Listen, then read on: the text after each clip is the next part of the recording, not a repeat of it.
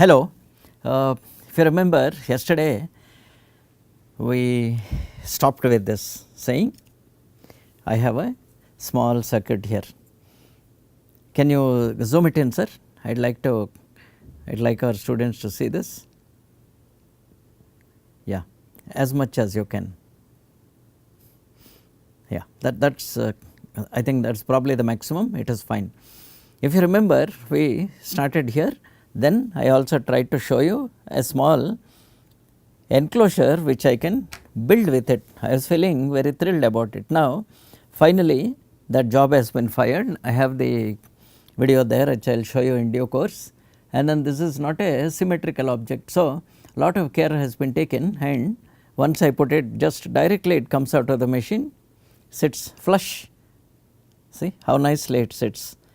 I am thrilled at it. Okay, I will put it this side, maybe it is convenient for me. Can you see here? It is absolutely flush, and more than anything else, I have a provision for a heat sink there. So this aluminum what I call part, right now, no, I have not yet finished it. I have got something which fits perfectly all right. All I need to do is attach 2 more screws here, and for which also I am trying to make some arrangement and make sure that there is no short circuiting here. Compare this to what we did some years back. This was done 6 years back in a little older machine. You see this here. But of course, this is, the whole thing is that we are not very sure, and then this whole thing, is a chance for it to buckle. So we had to strengthen it using, extra sheets on all the sides, because the building and the build up and all and the size was a problem. Right now, making things like this is easy, extremely easy. There is no issue about it at all. And if you make a proper drawing with all the trouble we have taken, and then the first job, the first firing of the job, everything sits neatly inside. This is the advantage of so called 3D printing. Now one of my friends have asked me a question, sir, what next? This is as an experimental thing I wanted to show you. One more time, let me tell you, it is a very miniature thing, and it is going to use 2.3 mm self tapping screws. It is a little smaller than the standard ISO. We have 2.6, 2.5, then we have 1.6 and 1.5. Compared to that, eventually this is going to sit here. This is a very far fetched idea from where we have started. See here, we did not know all that story I was telling you how to make it and all that, has all been taken care of now. The technology has also improved, and we do not even need this hard what you call metal inserts unless we want it. In fact, if you see this, next model is probably going to have a small projection here. If I have the projection, I just have to push it inside and it just stays there without anything, and I do the same projection can come out, and then I can even assemble the heat sink, and where it comes out I make some arrangement, I will have a beautiful model which works. And more than anything else, I do not know if I have shown you or anything, there are small grooves here which will make sure that a wire can sit through it. So I will have a beautifully made module from off the shelf electronics. Every time you need not invent the electronics, but you need to invent products. So I will see how it was yesterday. This is what I had shown you, then this is the detailing which I had shown you, this is the box, and this is how the whole thing was built up. Now I will see if video which I took will actually show up. Yeah, a bigger video has been taken with a big camera, but right now this is a small, what do you call, I will call it a trial video to show how the parts are being built up. So just wait, I hope it loads. Yeah, it is coming there.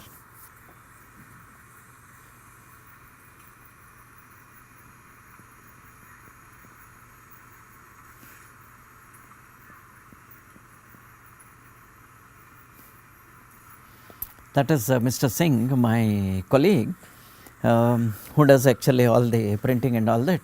I do the talking and he does the working.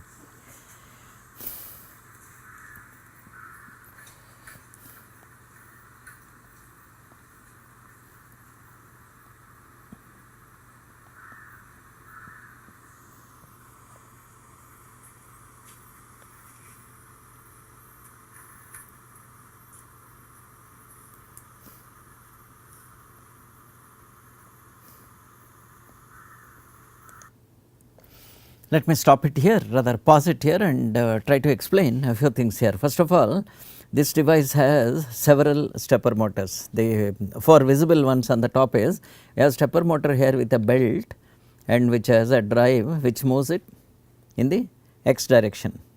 If I take it left to right as an x direction, and then I have one more stepper motor here which by a very clever arrangement of a belt which moves here will move this from the left and right. Advantage being we have avoided loading this high speed moving device. The minimum weight is there, and then let me play it.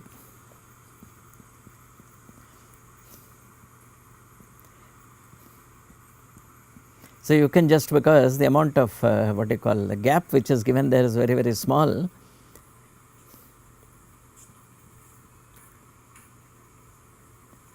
we can't see things that easily.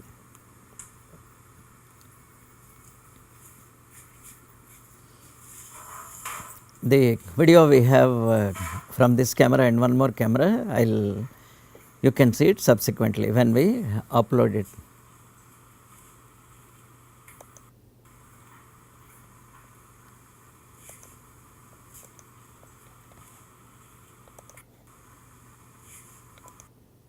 Can you see here, this is a spool which will feed one of the materials. In this particular machine, we can have a material which can have 2 types, meaning outside can be the basic material and inside we can have a core of any this thing, including Kevlar, including carbon fiber, and so many of those things will sit inside. We are almost coming to the end, sorry.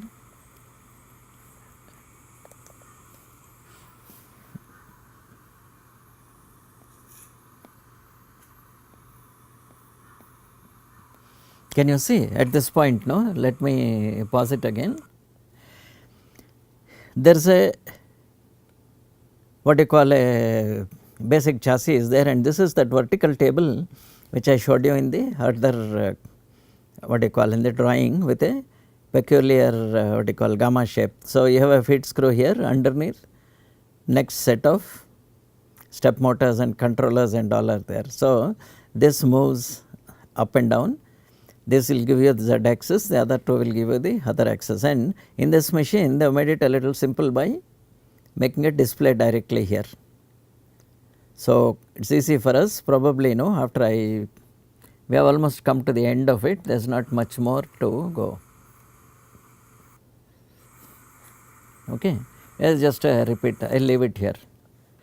Now, here is where we come into the other what you call interesting things.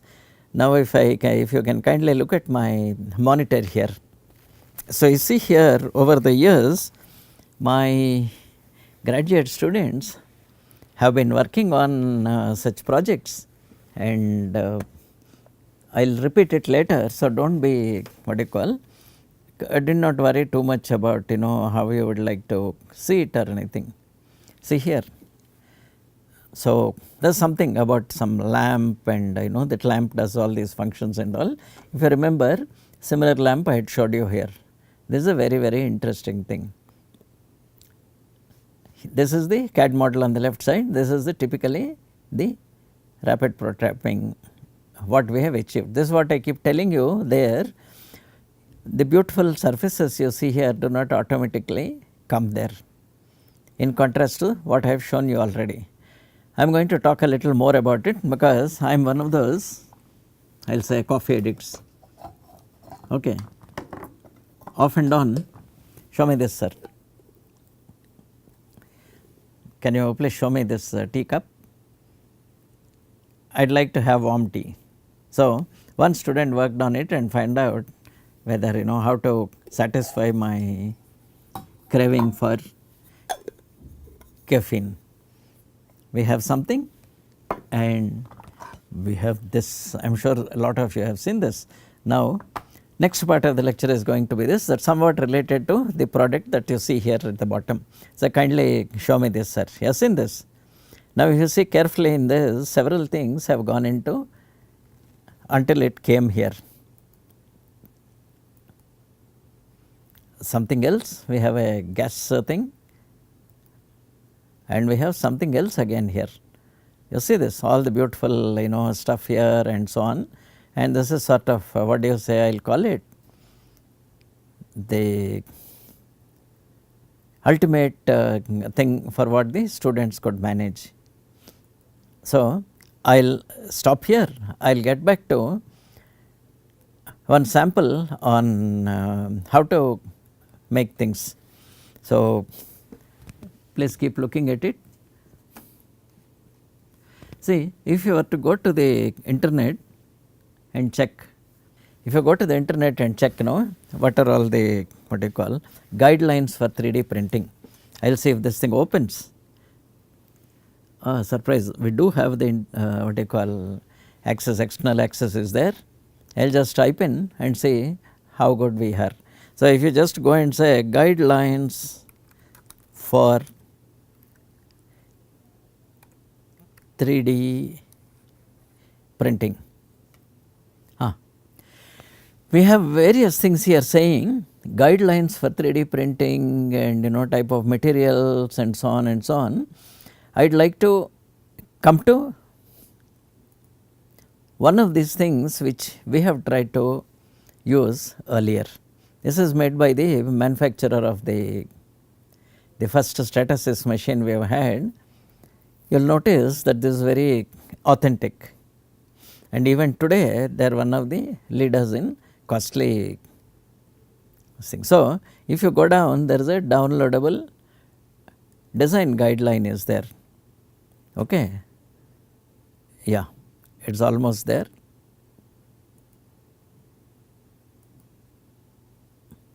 See this is what we have been using all along. Stratasys have been one of the people which we are familiar to work with. So, I am not very sure whether it is a heater assembly or anything.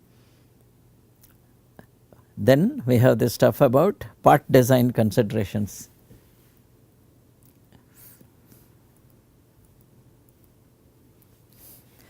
Fused deposition modeling design guidelines, part design. The issue being here is to be used as a starting point in understanding the aspects of part design and preparation for components.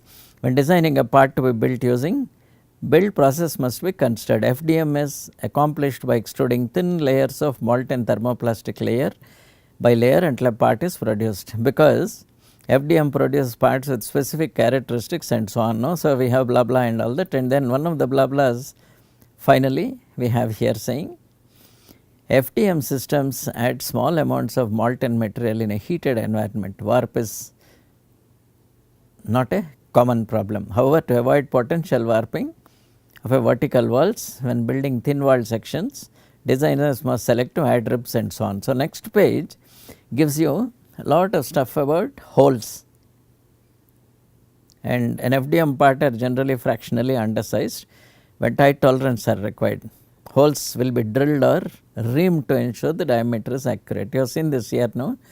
Most important thing is here is up to a point you get accurate features. Beyond that, we need to make things by finishing them. A second operation is a must, or in case any other way is over, then we have this stuff about slice thickness and wall thickness, and you have seen this about threads.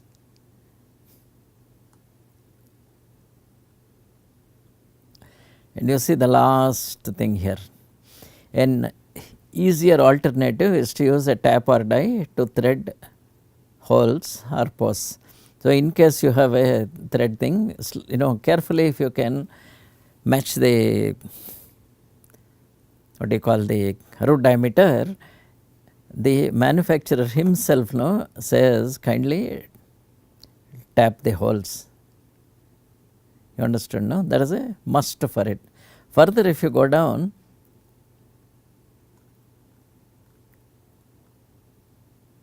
FDM is an additive process. Undercuts or design features or O-ring grooves are easily handled without causing manufacturing issues. I agree and I do not agree also.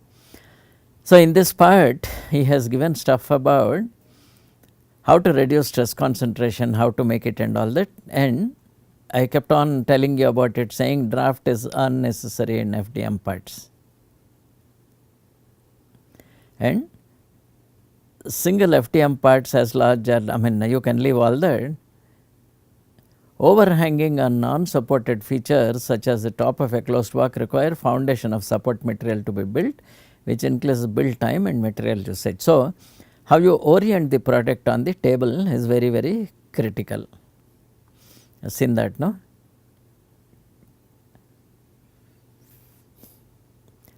So, a little bit of data, I mean what do you call thing is they are saying parts may be sectioned prior to manufacturing in CAD, commercial rapid prototyping software, or by this direct manufacturing. So, on parts that are too big for the build chamber into smaller parts, eliminate excessive amount of support structures, cut overhanging features from the top of the part, preserve fragile features that may be damaged in processing, section fragile features from the part and build them separately. Then we have living hinge for a critical thing is I have explained to you there for a prototype purposes. For a small number of cycles you can bend the material. In addition, cycles are required, consider using a different hinge design. So, we have here a nice what do you call, you have seen this, no? I do not know what it is, but you see here something very, very interesting to do is you see these mounting holes, and also you see something here on top, probably that takes a strap. I do not know if it is a connector or whether a wire is coming here or what it is. You see that lot of detailing is slightly different from equivalent injection molded part. And when using fastening hardware, use a cap screw or a flanged cap screw. The flat surface eliminates multi-directional stresses from cracking the part. Washers can also be used to spread the load. So, this is a must. So, you make your thing as best you can do, and they have given here saying in the final job around 16 point is something which you can build. So, then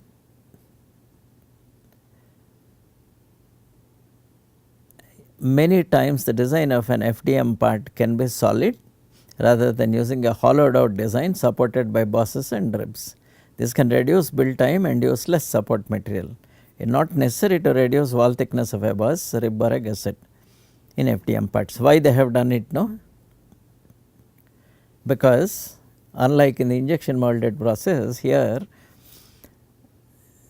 there is no, I mean there is nothing wrong in having varying cross sections. And you see here the second point, FDM process uses engineering grade thermoplastic. The parts produced are capable of withstanding a number of post manufacturing processes including machining, drilling and tapping, sawing, turning and milling. Heat is easily built up in plastic, so remove the material slowly and use usual stuff, how to do it. Now, I will quit this particular thing and go back to other considerations. I will say, yeah.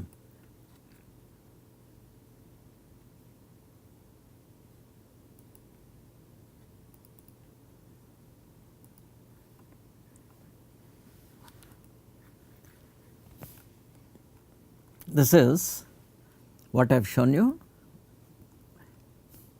Now, other people also know, for example, design considerations, stuff, they are equally valid. Why I am showing you this is, I have experienced only one machine, one type of jobs, but here obviously there are people who have been working on it, and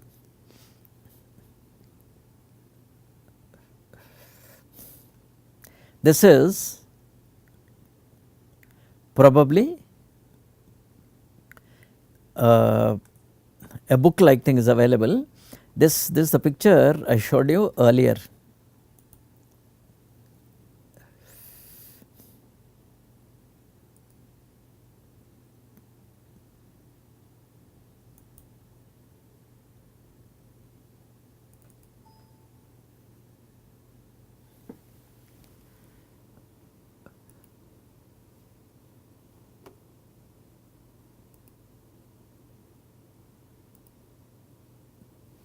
See, we have a lot of guidelines given here saying what to do with supported walls. So, we have stereolithography, selective layer sintering, okay, and fused deposition, and fused modeling and all that. Lot of stuff about what is the minimum thickness that you can have has been given here. Supported overhang. Can you see here? I will try to enlarge it as much as you can. See here the movement. There is an angled wall, it ends up with this red colored thing is the support which is built automatically into the machine. This machine will give you this building things about it. Then you have embossed and engraving detail, that is how deep something can be or how it is there. So, they have given here 0.5 mm. Then there are bridges saying if you have a hollow span, a technology can print without the need for support. How much of? As you keep building, you can build something across, and you see here, if you see these things here, you see this hole in between, there is no support. Similarly here, no support here, no support here. Happily it is able to build. Then diameter, minimum diameter can successfully print a hole. Most of the time it is about this much, around 2 mm. Secondly, recommended clearance between two moving or connecting parts, saying if you give around 0.5 mm, it will be able to build this thing. Escape. Escape holes to allow for the removal of build material. So, they have given stuff, the size of the features, then the pin diameter features. How well? Typically around 3 millimeters is the pin which can stand by itself. There is also related to the height also about it. So, it is not correct for us to make thin tall pins here. Next we have the dimensional accuracy or tolerance. A given feature can increase by around 0.5 millimeters. So, you need to compensate for this and make sure eventually these are the design rules which we require to follow. So, in case you have any doubt so you just need to look up on the net, and I am sure you will be able to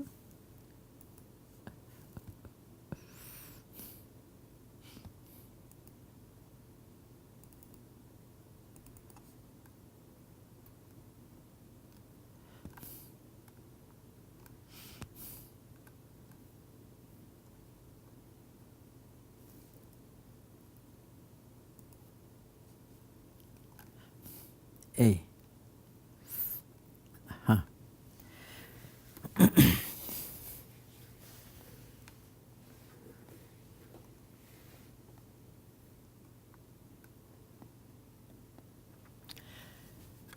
Invariably we need to generate what is called a STL file. This stereolithography file is the one that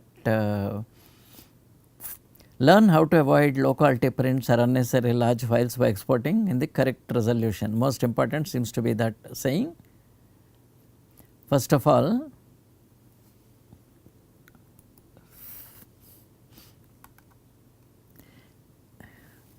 standard triangle language is a standard for type of 3D printing. It uses a series of triangles to represent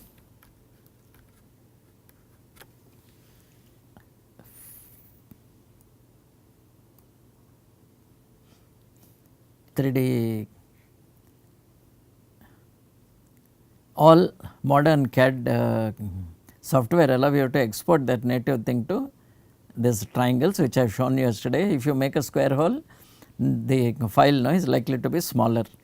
3D model is then converted into machine language through a process called slicing. The article will teach you and so on. So, I suggest you go to this saying 3D Hub's knowledge base and finding out how these things work. I think you should read it yourself. My reading it on the screen will not help. Spend more time and you can check and choose the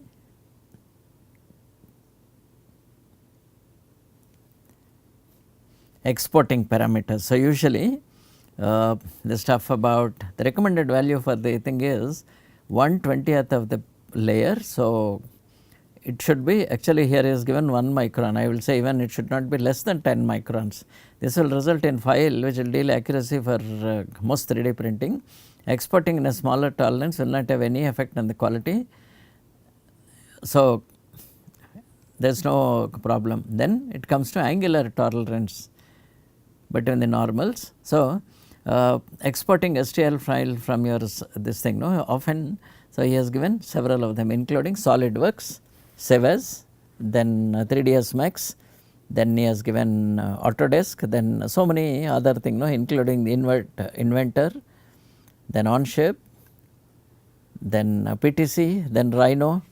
What I have been using is a what you call license for lecturers. Select stereolithography, no, that is word I keep using the word stereolithography file instead of the standard triangle that list what they have done. So, I use this file. Then you have a SketchUp, I do not know if it is still valid. So, right now no, you are likely to find SolidJet, SolidWorks, then some other related thing, and then so we have lot of this stuff about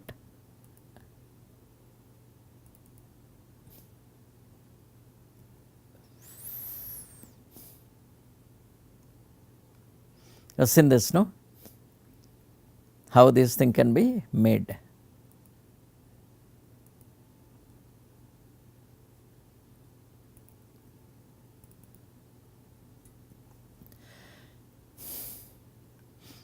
What is FDM, what does it work and all that. No, I suggest before I start explaining,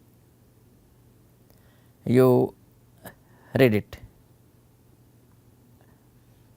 So, both we have generically it is called fused deposition. Fused filament fabrication is a stuff which we have. FDM is mostly used 3D printing, and so the word printing has come.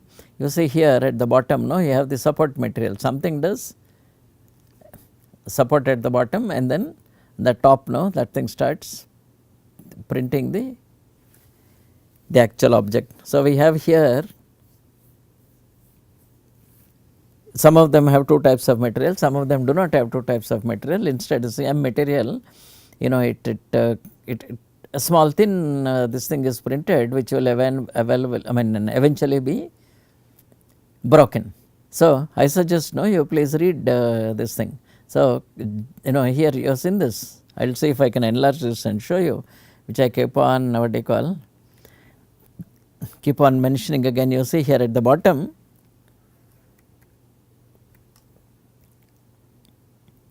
you have the support material, on the top you have the part. But then if you look at the spacing here, that is where they had given the thing about what is the bridge. Depending on the type of material and depending on the type of feature size, bridge width varies. So, I think I leave it to you to read the stuff about this 3D printing which is given here. So, other options are also given which allow me to go back. Now, similarly, other manufacturers, other people who maintain this have given huge amount of data on how to maintain these things.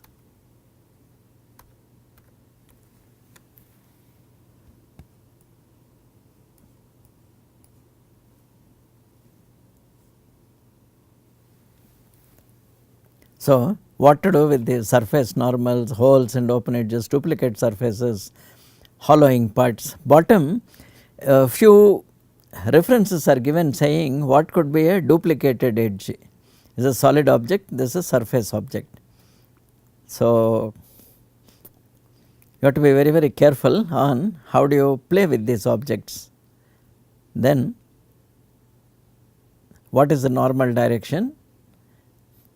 This is an inverted normal. You see here there may be a problem about how these things build, and You have seen this here. If you see carefully, some problem has happened here. There is an unfilled hole, which if you remember yesterday when I was trying to fill at the corners, this thing happened. Then there are, you need to make sure that these openings and all are completely covered, that there is no error. Most of the time the current 3D printing software helps you identify these things automatically, and this happens to me often because of the various types of trying to build things. You see here I ended up with a visible duplicate surface. So, I do the easy way out. I select what I want, export it to a different file and try to manipulate the file on the outside. So, we have here saying sizes of the details. See here, lot of thing has been built inside in spite of these steps and all that, no, they are trying to make it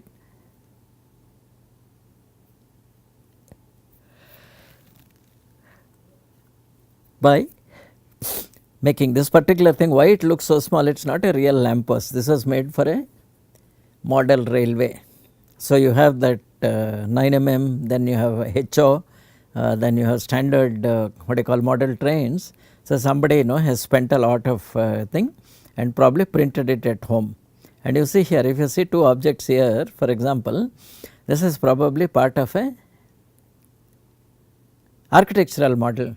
So, when you build a house, you need to make an architectural model. Now, it is easy for us to print all the features, and I would rather use a combination of foam board and these other things for railings inside and all that we can do. In this case, this is a railing with glass panels. So, left is what the model has been made because it looks interesting and probably it is traced from an available thing, but the reality is this such thing can't hang on in the air.